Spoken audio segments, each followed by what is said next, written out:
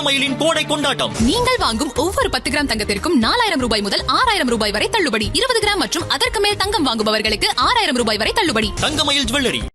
இளைஞர்களின் வாக்குகளும் முதல் முறை வாக்காளர்களின் வாக்குகளும் விஜய்க்கு செல்வதை உணர்ந்து கொண்ட அரசியல் கட்சிகள் அதை ஈடுகட்ட இளைஞர்கள் மிக அதிகமாக உள்ள அஜித் ரசிகர்களை தங்கள் பக்கம் கொண்டுவர பல்வேறு நடவடிக்கைகளை எடுத்து வருகின்றனர். அதன் ஒரு பகுதியாக சமீபத்தில் செல்வபுரத்தில் அஜித் ரசிகர்கள் குழுவினருடன் நடந்த நிகழ்ச்சியில் கலந்து கொண்டு பேசிய அதிமுக முன்னாள் அமைச்சரும் அந்த தொகுதி எம்எல்ஏவான SP வேலுமணி, மறைந்த முன்னாள் முதல்வர் ஜெயலலிதாவின் மீது அஜித் மிகப்பெரிய மரியாதை வைத்திருந்தார். எனவே எடப்பாடி ஆட்சியில் செயல்படுத்தப்பட்ட தொலைநோக்கு திட்டங்களை அங்கீகரித்து அஜித் ரசிகர்கள் அனைவரும் அதிமுகவிற்கு வாக்களிக்க வேண்டும் என்று தெரிவித்துள்ளார்.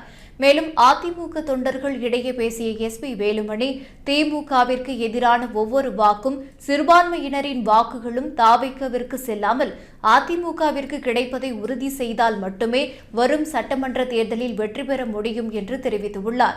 அதேபோன்று அஜித் ரசிகர்களை கவர கார் பந்தயங்களில் பங்கேற்று அஜித் வெற்றி பெறும் போதெல்லாம் அவருக்கு வாழ்த்துக்களை பாஜக தெரிவித்து வருகிறது.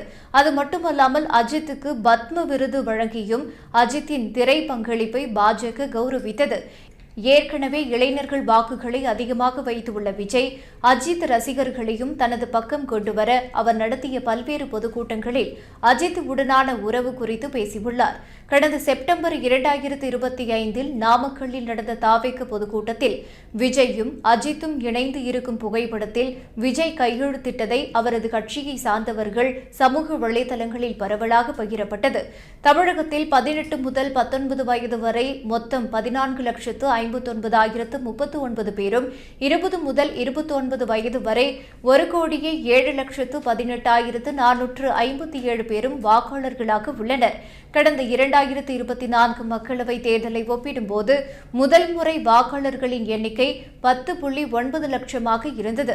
ஆனால் 2026 சட்டமன்ற தேர்தலில் முதல் முறை வாக்காளர்களின் எண்ணிக்கை 34% அதிகரித்து 14.6 லட்சம் பேராக உயர்ந்துள்ளது.